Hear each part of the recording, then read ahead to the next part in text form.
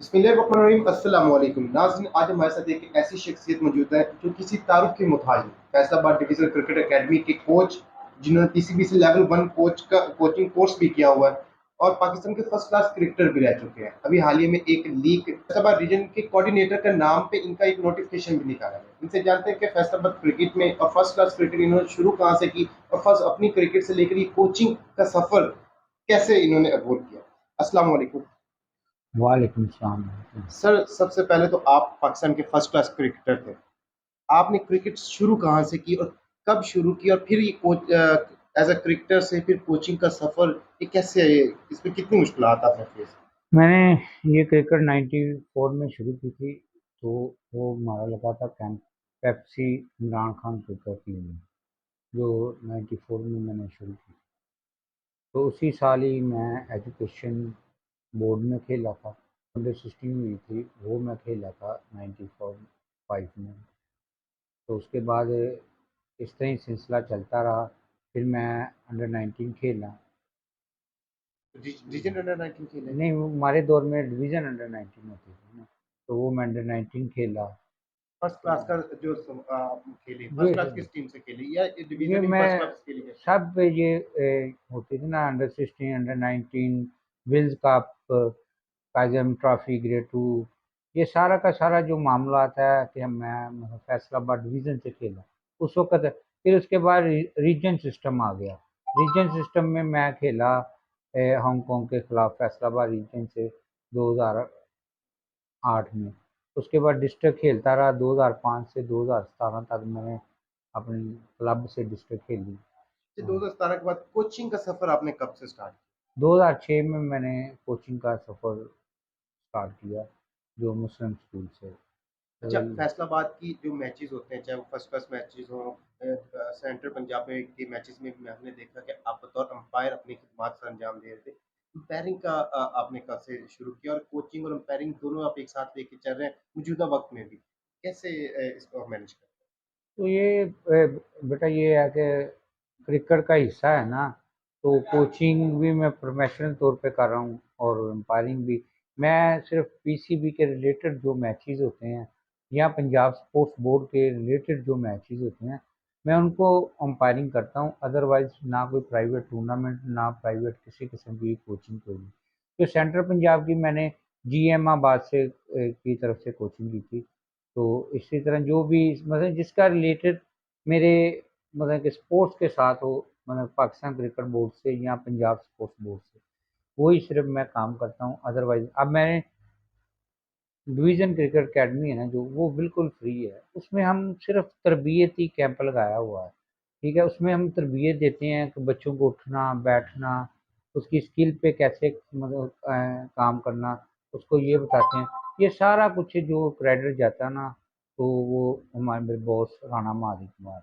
मैं उनकी एक बात बताना चाहता हूँ कि उनकी सच्चाई से और उनकी ईमानदारी से मैं ही नहीं, मेरा ख्याल है कि पूरी स्पोर्ट्स के जो रिलेटेड बंदे हैं ना, वो डरते हैं। क्योंकि ना उन्होंने कभी करेक्शन की, ना उन्होंने कभी, हाँ कोई गलती हो जाती है तो उनको जाके बता दें कि जी हमसे ये गलती हो गई या आइंदा नहीं होती। तो इतने नरम दिल हैं कि वो बंदे को मतलब कि जो भी आज मैं कहीं भी हूँ ना, मैं दो बंदों के नाम लाजमी लूँगा। तारक नज़ीर साहब और राणा महादी की बात कोचिंग के हवाले से, कि आज तक जो मैंने इज्जत कमाई है, मसलन के लड़कियों का गोल्ड मेडल जीता हूँ, ये पीछे लगे हुए हैं। ये अब मसलन के बेसबॉल की टीम के साथ उन्होंने मैनेजर बनाया, तब भी मैं गोल्ड मेडलिस्ट हुआ। तो सबसे बेस्ट जो मेरा दोस्त जिसकी वजह से यहाँ तक के वो सईद अजमल, कि जो उन्होंने मुझे डिस्ट्रिक्ट में एज ए कोच के बतौर रखवाया, तो उनकी भी मेहरबानी है। और उस्ताद हैं जो मेरे, वो नवीद नज़ीर साहब हैं। हैं। तो नवीद नजीर साहब के अंडर आपने जो है आपने कहा मेरे उस्ताद है, तो बतौर उस्ताद ग्राउंड में कैसे हैं? वैसे तो बड़े अच्छे दोस्त माहौल में रहते हैं, ग्राउंड में उस्ताद कैसे हैं? उस्ताद ही तो बहुत अच्छे हैं ना उनके उस्ताद। शागिर्द तो कोई भी ऐसा शागिर्द नहीं है कि जो आज तक मतलब किसी ने अच्छी ना क्रिकेट खेली। जो हमारा बैच था ना, उसमें मुझे जो याद पड़ता है सईद अजमल और मोहम्मद सुलेमान, जो मसलन के टेस्ट क्रिकेटर बने, जो हमारा बैच था 94 में। तो बकाया हम सब के सब ने अच्छी क्रिकेट खेली। मैं भी हांगकांग के खिलाफ सैड मैच खेला, वो भी तब भी वो कोच थे, तो इसलिए तो वो बेस्ट कोचों में से उनका नाम लिया जा सकता है नवीन नजीर। सर आप डिवीज़न क्रिकेट अकेडमी की इस वक़्त कोचिंग कर रहे हैं। आपने कहा राना हमाद साहब जो हैं वो बड़े नरम दिल हैं, स्पोर्ट्स के हवाले से सबको प्रमोट करते हैं। डिवीज़न क्रिकेट अकेडमी में जब बच्चे जो खेलते हैं, उनको स्पोर्ट्स में फ़ायदा क्या होता है? क्या उसके कोई चांसेज़ हैं आगे जाने के?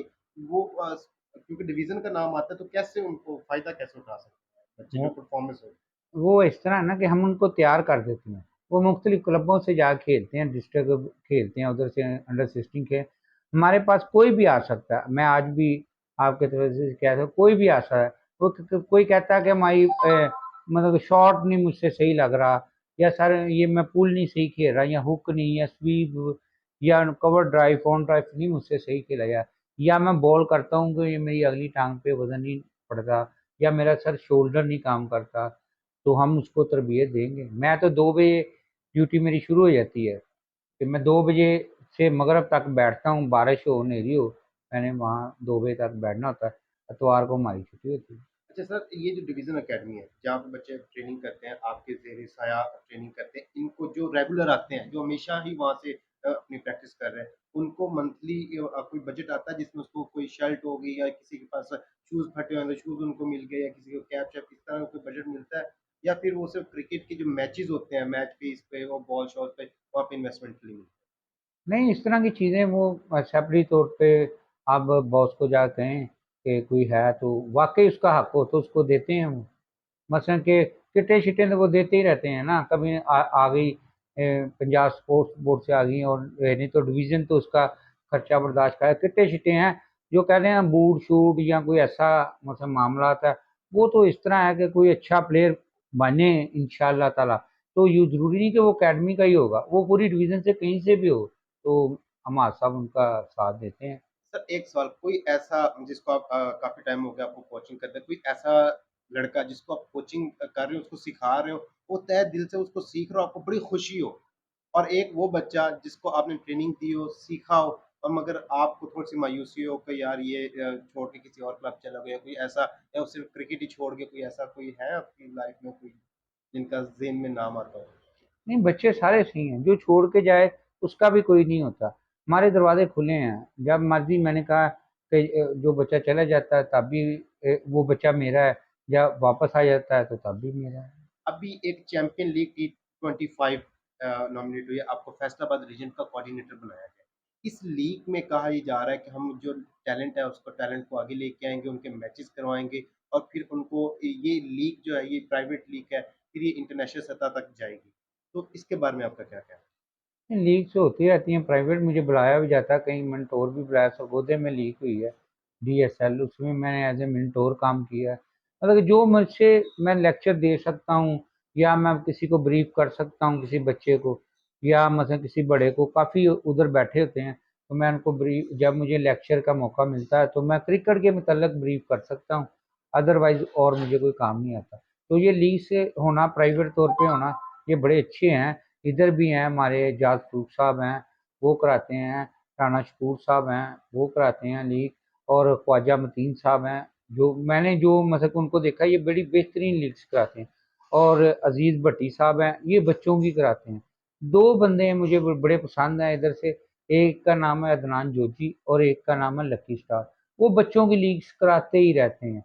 मुझे नहीं पता उनमें से उनको क्या फ़ायदा होता है, या क्या, वो हर काम तो फ़ायदे के लिए होता है ना, तो बड़े अच्छे बंदे हैं।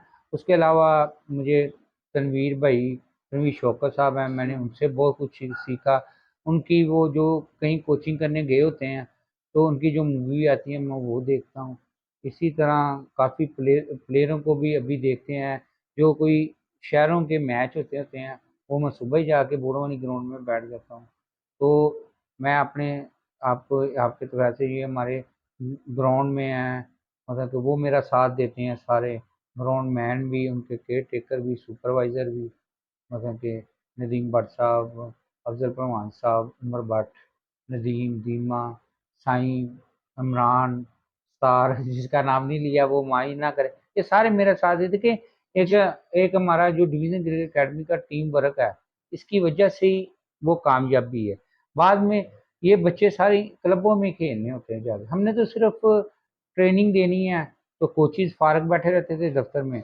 ये ही नहीं कि क्रिकेट की अकेडमी लगाई है राना साहब ने, उन्होंने हॉकी की अकेडमी, फुटबॉल की अकेडमी और मेरा ख्याल कराटे की भी मतलब अकेडमीज, उन्होंने कोई अपने कोचिज को फारग नहीं बैठने दिया।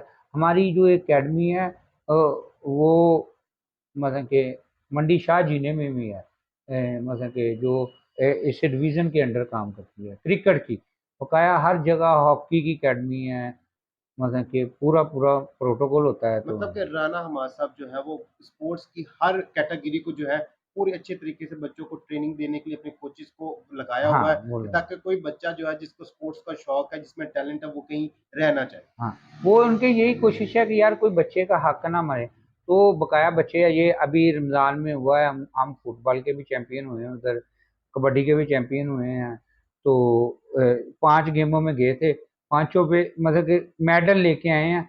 2 में फर्स्ट और 3 में सेकंड मेडल जो हमारे, मुझे सही जी, पाए मतलब कि हमने ये कह सकते हैं पाँचों के पाँचों गेमों में हमारे बंदों ने मेडल वहाँ लिए से लिए हैं। अच्छा सर, हम एक टॉपिक है जो चैंपियन लीग है, उस पे हम पूछते हैं कि ये जो 75,000 का आपने टारगेट इन्होंने आपको दिया, मतलब जिन लोगों ने भी दिया है, उन्होंने नोटिफिकेशन निकाला है सब कोचेस को, इस पे आपकी बातचीत हुई है उनसे कि ये जो 7500 का टारगेट है, इसमें तो ये गरीब बच्चे तो नहीं दे सकते, फिर अगर उनसे लेना है तो फिर ये ट्रायल्स का फायदा क्या है?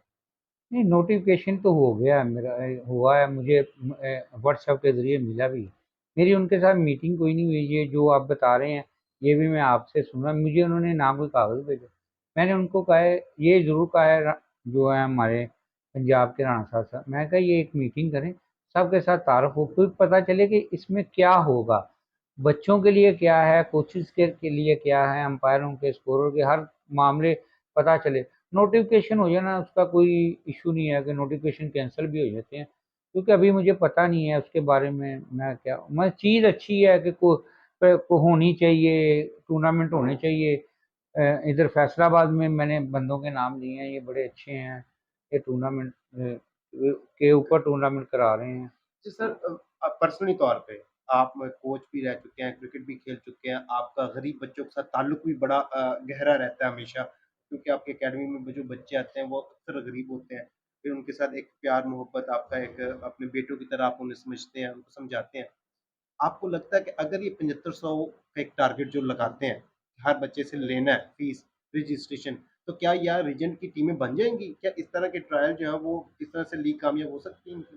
भाई ये मैंने पहले भी आपको कहा कि ये मसलन कि इसमें इशू मेरा है ही नहीं, ठीक है। नहीं, उनका मामला है, उनके हैं। मैं अभी किसी को ये नहीं कह सकता कि आपका है या एंट्री रखनी चाहिए या नहीं रखनी चाहिए।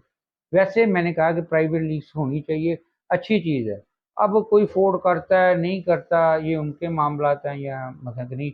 अभी तो नोटिफिकेशन आ जाना इस पे नहीं, देखे ऐसे तो कई नोटिफिकेशन मुझे आते रहते हैं, मैंने कभी भी अपनी फाइल में नहीं लगाया, क्योंकि मुझे उनका पता ही नहीं है जिस चीज़ का काम है। मैंने पहले आप इंटरव्यू के शुरू में ही आपको कहा है कि मैं पंजाब, पहले तो पंजाब स्पोर्ट्स बोर्ड जो मतलब कि है, इसमें है, अभी भी मैं बता दूं, मैं स्पोर्ट्स कमेटी का जो है ना वो मुलाजम हूँ, जो राणा महाद साहब की है, ठीक है ना। अभी मैं सिर्फ यही काम करता हूँ जो सरकारी काम होते हैं, जिधर साहब मेरा भेज देता है कि जी आपने अंपायरिंग करनी है, स्कोरिंग करनी है, या एनीवे कोई भी काम करना है, जिस पे भी ड्यूटी लगा देते हैं कि आपने ग्राउंडें सही करानी है, तो हम उधर चले जाते हैं, हंस के जाते हैं, क्योंकि वो हमारा सैलरी के अलावा भी मुआवजा जो नहीं रखते, वो किसी ना किसी सूरत में हमें कोई ना कोई चीज़ और कोई ना कोई चीज़ हमें बेनिफिट देते रहते हैं। नाज़रीन, आपने ये इनका नाम इनके सारी गुफ्तगू सुनी, ये थे अंजुम मुश्ताक साहब, फैसलाबाद डिवीज़न के कोच है, एफआईसीबी से लेवल 1 कोच कोर्स भी किया हुआ है। ये ऑफिशियल अंपायर भी हैं।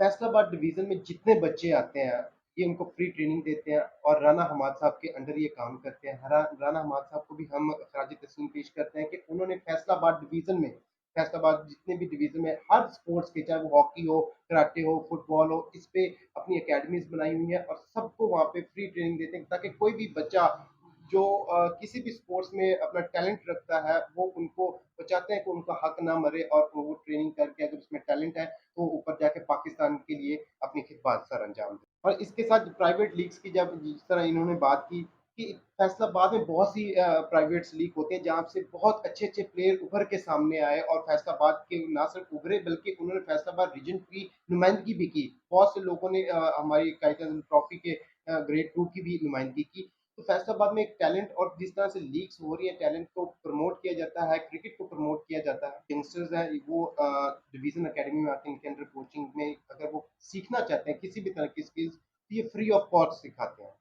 हम अंजुम इश्ताक साहब का इंटरव्यू के लिए बहुत शुक्रगुजार हैं। इसी के साथ अपने मेज़बान को दे इजाज़त, मिलते हैं किसी और वीडियो में, दुआओं में याद रखिएगा। अल्लाह।